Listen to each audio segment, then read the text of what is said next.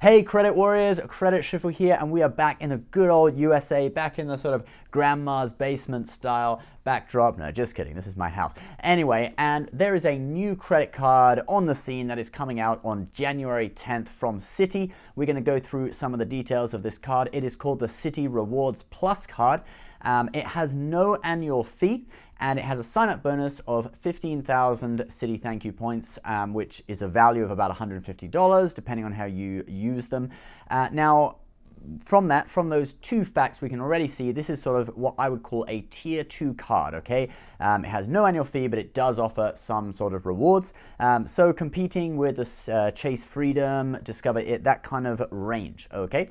Now, just going back to the sign-up bonus, so it's 15,000 points, and that's for $1,000 worth of spending. Now, these Citi Thankyou points are a little bit different to the Citi Thankyou points earned by the Citi Premier, the Citi Prestige, etc. I'm going to go through that a little bit later on in the video, but first of all, we'll look at the point earning on the card.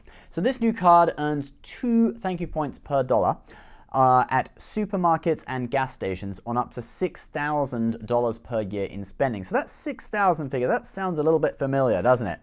Because that is the spending limit for the bonus category on the Amex Everyday card, okay? $6,000 in spending per year for that 2x at supermarkets. So you can see they're kind of competing with the competition. I don't know why that 6,000 figure is there. Maybe that's the figure that you need to keep under to keep it profitable for the credit card company or whatever, or they just wanted to match the everyday card because that's who they're competing with. Not quite sure about that, but anyway, everyday card is also a tier 2 card, so you can see kind of they're matching the competition. Now, in addition, they do actually have some other bonuses to the point earning. So the everyday card has the thing where if you do 20 transactions in any given month, you get like I think it's a 20% bonus. Correct me if I'm wrong on that. It's a while since we've used the everyday card, but anyway, you get a bonus if you do 20 transactions per month.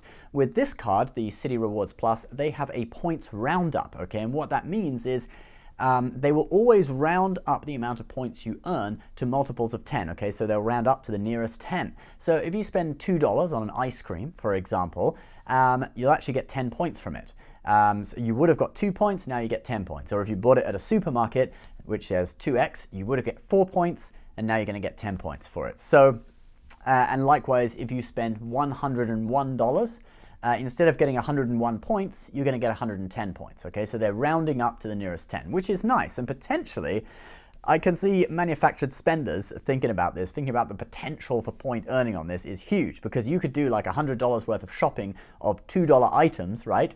And let's say you're doing it at a supermarket, it's 4, so that would be, 2x. So each $2 item is 4 points.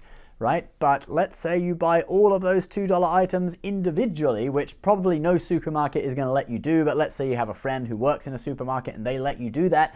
You buy them all individually, and now instead of earning 200 points for your $100 worth of shopping, because it's 2x at supermarkets, you're now going to earn something like, let's work it out, okay? So $2 items, 100, that's 50 $2 items.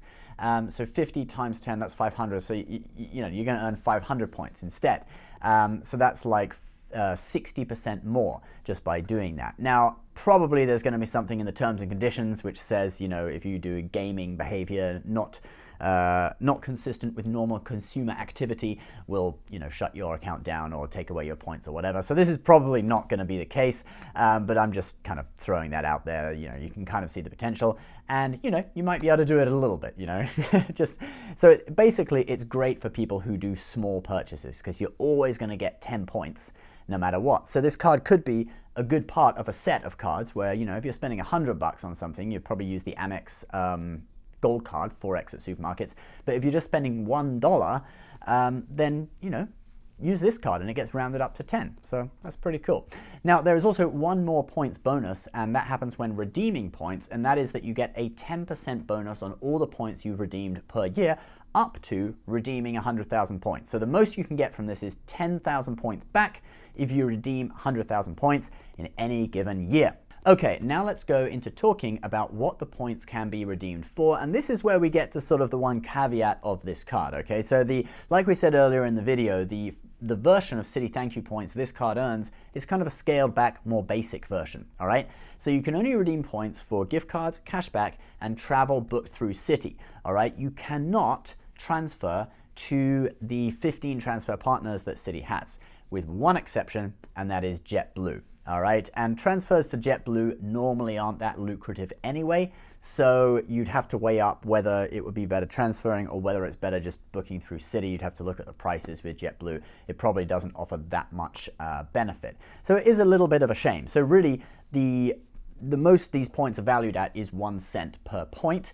But obviously the card has no annual fee. So when you weigh up, oh, there's no annual fee, but the points aren't as valuable, you can weigh up whether this is a good or bad deal. If the annual fee was $100 or something, I would say this is definitely a bad deal. Don't go for it. Go and get the Citi Premier or something else instead. Chase Sapphire Preferred, whatever.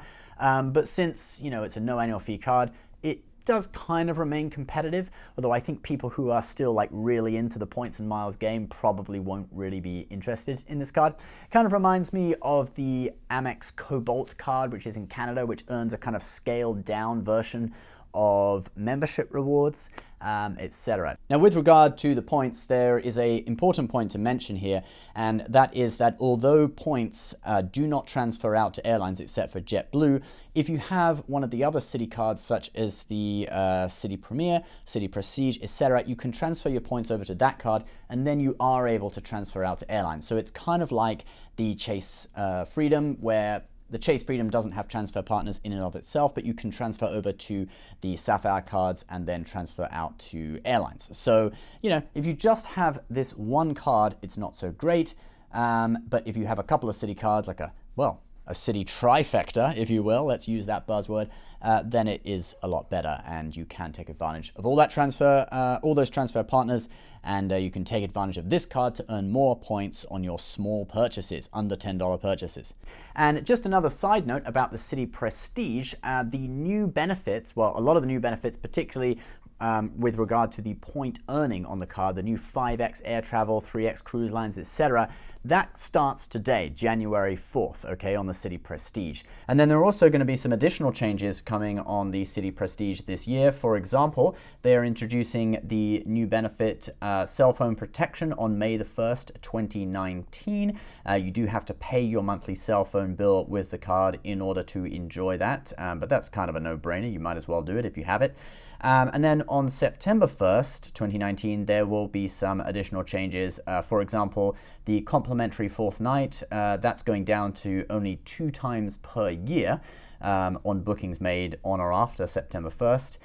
Then you have 25% more value when you redeem for air travel on the points, 1x on entertainment, so that used to be 2 points on entertainment, it's going down to 1 point per dollar, and of course the annual fee is increasing next year. Actually, in this, on their website at the moment, it says may be increasing next year. I don't know what that's about. I think it was pretty much confirmed that it was increasing.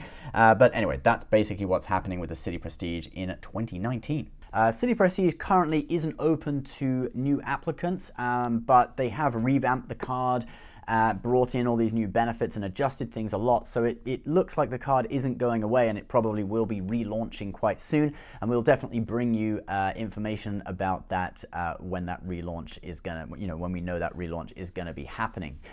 So basically that's it for this video, guys. Exciting new card launching on January 10th. I would wait and find out whether it's kind of future-proof, whether you're going to be able to transfer to airline partners if you have one of the other Citi cards in the future.